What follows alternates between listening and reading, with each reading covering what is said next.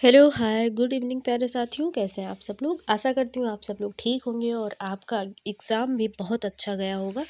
तो आज का जो हमारा टॉपिक है जीके से मैंने उठाया है, जिसमें हम ईवीएस में इसको रख सकते हैं क्योंकि ईवीएस में आर्द्रभूमि से क्वेश्चन आपका पूछा गया है यूपी टेट में, ठीक है? तो आज का जो टॉपिक है वो क्या है? आर्द्रभूमि, जिसे हम रामसर स्थल भी कहते हैं, ठीक है? तो अगर हम बात करें कि वर्तमान समय में जो रामसर स्थल है इनकी संख्या भारत में कितनी हो गई है, तो 98 हो चुकी है। 2 फरवरी 2026 को 2 रामसर साइट शामिल किए गए हैं, एक तमिलनाडु का और एक उत्तर प्रदेश का, ठीक है? तो इसमें सबसे पहले हम ये जानेंगे कि आर्द्रभूमि कहते किसे हैं। तो जो आर्द्र भूमि है वो किसे कहते हैं? तो जो आर्द्र का अर्थ होता है नम या गीला, ठीक है?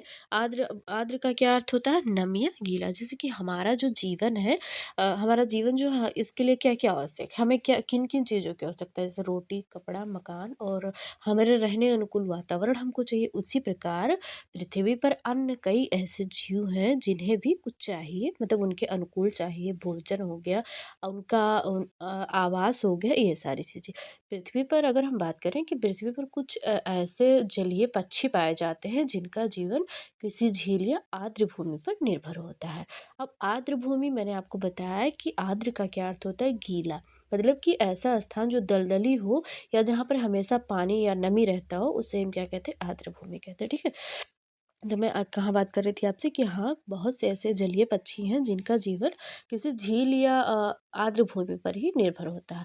तो इसको जो आर्द्र भूमि है, इसको बचाने की बात आई कि भाई बहुत सारी आर्द्र भूमियाँ ऐसी थी जो क्या हो रही थी, मतलब जैसे कूड़ा-करकट या बहुत सारी ऐसी चीज़ें आकर वो मतलब कि नष्ट हो रही थी। तो उनको बचाने की बात आई क्योंकि बहुत सारे ऐसे जीव हैं जो क्या हो रहे थे, लुप्तप्राय हो रहे थे। तो उनको बचाने की बात आई, तो उनको उनको उनके संरक्षण की बात आई तो ये था कि इनको बचाया कैसे जाए, जो कि किसी झील या आर्द्र भूमि पर निर्भर थे। तो ये कहा गया कि इनको सबसे पहले हम जो आर्द्र भूमि हमारी है, वेटलैंड है, इसको क्या किया जाए? संरक्षण किया जाए, तो इससे जो संबंधित जीव जंतु हैं वो भी क्या हो जाएंगे? संरक्षित हो जाएंगे। तो उसी प्रकार जैसे कि जो आर्द्र भूमि है इतना महत्वपूर्ण क्यों है भाई? तो जो आर्द्र भूमि है ये क्या करती है? कार्बन डाइऑक्साइड को अवशोषित करती है और साथ ही जो वहाँ का वातावरण होता है वो क्या करती है? वहाँ के जो जीव जंतु उनके अनुकूल बनाती है। जहाँ पर आर्द्र भूमि होती है वहाँ पर आप देखेंगे कि जैव विविधता जो है बहुत ज़्यादा पाई जाती है, और जैव विविधता अधिक पाई जाती है उससे क्या होता है कि कार्बन डाइऑक्साइड नहीं, सॉरी, O2 मतलब ऑक्सीजन जो है ज़्यादा उत्सर्जित होती है, ठीक है? और जो आर्द्र भूमि है ये बाढ़ के कटाव को भी रोकने में मदद करती है। तो इसीलिए क्या बात की गई कि हमारा ये नैतिक कर्तव्य बनता है कि हम इनका क्या करें? इनका बचाव करें। तो इसी के चलते ईरान में 2 फरवरी 1971 को एक सम्मेलन हुआ, और जो सम्मेलन हुआ था किस स्थान पर हुआ? तो रामसर, ईरान के रामसर नामक शहर में ये सम्मेलन हुआ, और वहाँ पर आर्द्र भूमि के संरक्षण मतलब उसके बचाव की बात की गई, ठीक है? तो ये सम्मेलन कब हुआ था? 2 फरवरी 1971 में ईरान के रामसर नामक स्थान पर हुआ था। उसी के नाम पर आर्द्र भूमि संरक्षण है उसका नाम क्या पड़ गया? रामसर स्थल पड़ गया, ठीक है? आर्द्रभूमि का नाम क्या पड़ा? रामसर स्थल पड़ गया, ठीक?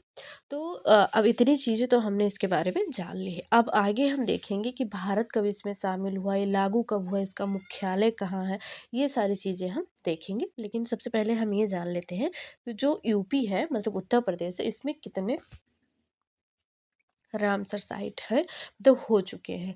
तो अगर हम रामसर साइट की बात करें तो मैंने जैसा कि आपको पहले बता दिया है कि वर्तमान समय में भारत में कुल 98 मतलब 98 रामसर साइट या आर्द्र भूमि हो चुके हैं, ठीक है? जिसमें से अगर सबसे ज़्यादा किस राज्य में ये देखा जाए तो तमिलनाडु में सबसे ज़्यादा आर्द्र भूमियाँ हैं, कितनी है? 20 हैं। दूसरे स्थान पर है उत्तर प्रदेश, उत्तर प्रदेश में 11 आर्द्र भूमि है, ठीक है?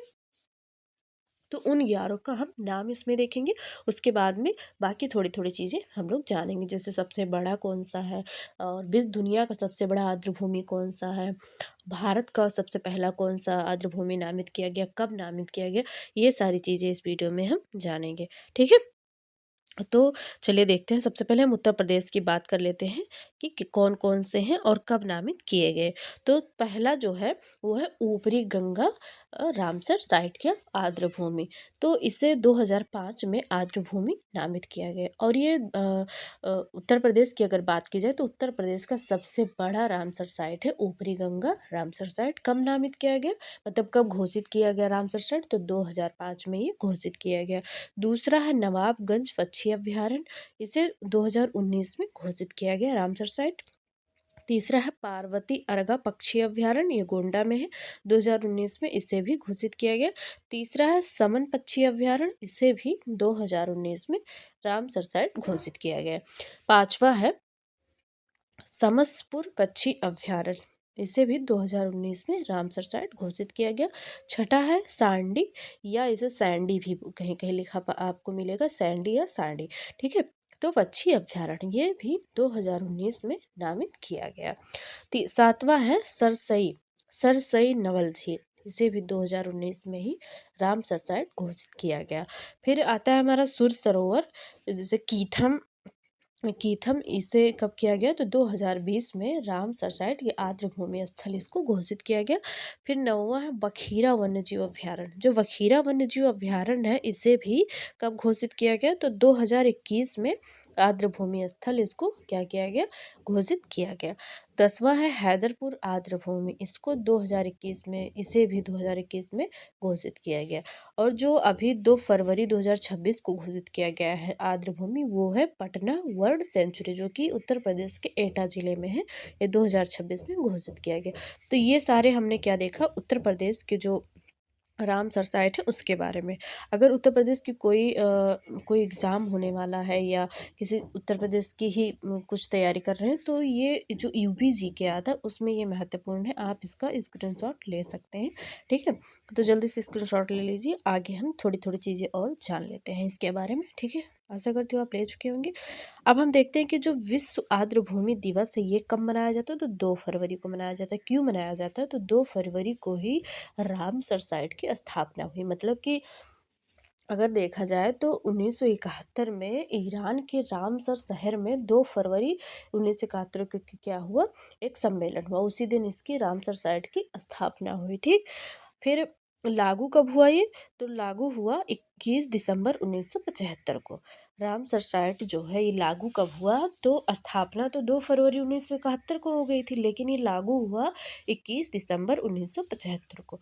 और भारत इसका सदस्य कब बना, तो 1 फरवरी 1982 को भारत इसका सदस्य बना, ठीक है। भारत, ये सारी चीज़ें बहुत महत्वपूर्ण है, आप लोग इसे नोट करते चलिए, कहीं से भी क्वेश्चन आपका पूछा जा सकता है। विश्व आर्द्र भूमि दिवस कब मनाया जाता है, तो 2 फरवरी को। क्यों मनाया जाता है, क्योंकि 2 फरवरी 1971 को ही आर्द्र भूमि स्थल का या रामसर साइट का की स्थापना हुई थी, ठीक है। भारत ने इसकी सदस्यता कब ली, तो 1 फरवरी 1982 को भारत ने इसकी सदस्यता ली।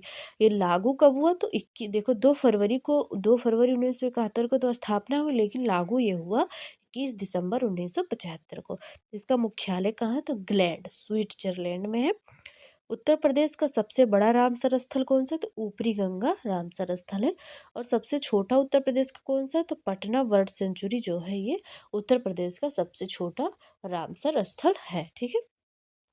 2 फरवरी 1971 को आर्द्र भूमि के संरक्षण के लिए ईरान के रामसर शहर में एक सम्मेलन हुआ। उस सम्मेलन क्यों हुआ, तो जो आर्द्र भूमियाँ थी, जैसा कि मैंने आपको बताया कि बहुत से ऐसे जलीय पक्षी हैं जो आर्द्र भूमि या किसी झील पर निर्भर है, मतलब अपना जीवन जीने के लिए, कि वो उसी पर निर्भर है। अगर उनको वो सारी चीज़ें, उनके अनुकूल जो वातावरण चाहिए उन्हें वहीं मिलता है, अगर वो नष्ट होंगी तो ये भी नष्ट हो जाएंगे, लुप्त हो जाएंगे, ठीक है। तो उसी के संरक्षण की बात करने के लिए कई सारे देश सब इकट्ठा हुए और इन सारी चीज़ों पर चर्चा हुई कि कैसे हम क्या क्या चीज़ें करें कि इनको बचा सकें, तो ये इसीलिए सम्मेलन हुआ था। फिर उसी के यहाँ पर बताया गया कि उसी के नाम पर आर्द्र भूमि जो है इसका नाम रामसर पड़ गया, क्योंकि यहीं पर सम्मेलन पहली बार हुआ था। आर्द्र भूमि कहते किसे, तो दलदली या नमी युक्त भूमि को आर्द्र भूमि कहा जाता है। इसमें जैव विविधता जो है वो अधिक पाई जाती है, इसलिए यहाँ ऑक्सीजन अधिक उत्सर्जित होती है। और ये देखिए दुनिया का जो पहला रामसर साइट बना, मतलब विश्व का जो पहला रामसर साइट नामित किया गया या घोषित किया गया, वो कौन था? तो ऑस्ट्रेलिया में एक कोबोर्ग प्रायद्वीप है, कोबोर्ग प्रायद्वीप है, उसे रामसर साइट घोषित किया गया। और कब? तो 1974 में रामसर साइट घोषित किया गया था। और भारत का जो पहला रामसर साइट है वो कौन सा है? तो भारत का पहला रामसर साइट है चिल्का झील, उड़ीसा में है। और कब घोषित किया गया? तो 1981 में इसको घोषित किया गया। और 1981 में ही भारत जो है, 81 में था, कब था? 82 में था। 1982 में भारत ने इसकी अध्यक्षता की थी, मतलब कि सदस्य बना था रामसर साइट का। और राष्ट्रीय आर्द्र भूमि संरक्षण कार्यक्रम कब शुरू किया गया? तो 1985 में शुरू किया गया। तो ये छोटी सी जानकारी थी आर्द्र भूमि के बारे में। इसे एक बार आप लोग और रिवाइज कर लीजिए, क्योंकि इसमें जितने भी पॉइंट हैं सारे आपके लिए बहुत ही महत्वपूर्ण हैं। और आशा करती हूँ ये वीडियो आपको अच्छी लगी होगी। अगर चैनल पर पहली बार आए तो चैनल को सब्सक्राइब कर लीजिए, क्योंकि हमारी जो क्लास यूपी टेट की चलने वाली है, कल से हमारी शुरू हो जाए। आज से ही शुरू होना था यूपी टेट का, हिंदी का केवल चालू होगा अभी। और ईवीएस का भी चलेगा, लेकिन ईवीएस का कुछ दिन बाद, जैसे 10-5 दिन बाद चालू होगा। और हिंदी का तो आज से ही शुरू होने वाला था, लेकिन कुछ कारणवश नहीं चल पाई क्लास आपकी। तो कल से पक्का है कि आपकी क्लास जो है यूपी टेट हिंदी के लिए चलेगी। जो भी हिंदी पढ़ना चाहता है, फ्री ऑफ कोर्स है, यहाँ पर आपको कोई पैसा नहीं देना पड़ेगा। वो चैनल को सब्सक्राइब कर ले और बेल आइकन भी प्रेस कर ले, जिससे जब वीडियो अपलोड की जाए तो आपके पास तुरंत वो नोटिफिकेशन पहुंच जाए। हाँ, और एक चीज़ ये है कि जो वीडियो हमारी रहेगी वो ऑफलाइन रहेगी, क्योंकि रिकॉर्डेड रहेगी। क्योंकि मतलब कि अगर हम सीधे शब्द में कहें तो हमारे पास उतने संसाधन नहीं है कि मैं लाइव ले सकूं कैमरे पे आके। ठीक है, तो जब चीज़ें हमारे पास हो जाएंगी तो हम लाइव भी क्लासेस लेंगे, लेकिन अभी तो हमारी रिकॉर्डेड ही रहेंगी। तो जो भी पढ़ना चाहता है वो चैनल पर आ जाए, मतलब चैनल को सब्सक्राइब कर ले और बेल आइकन भी प्रेस कर ले। तो अगर वीडियो अच्छी लगी हो तो लाइक कर दीजिएगा और एक कमेंट कर दीजिएगा प्यारा सा। चलिए मिलते हैं एक अगले वीडियो में, छोटी सी वीडियो के साथ, नए टॉपिक के साथ। आज के लिए इतना ही, और आप सभी का बहुत बहुत धन्यवाद हमसे जुड़ने के लिए। ठीक है।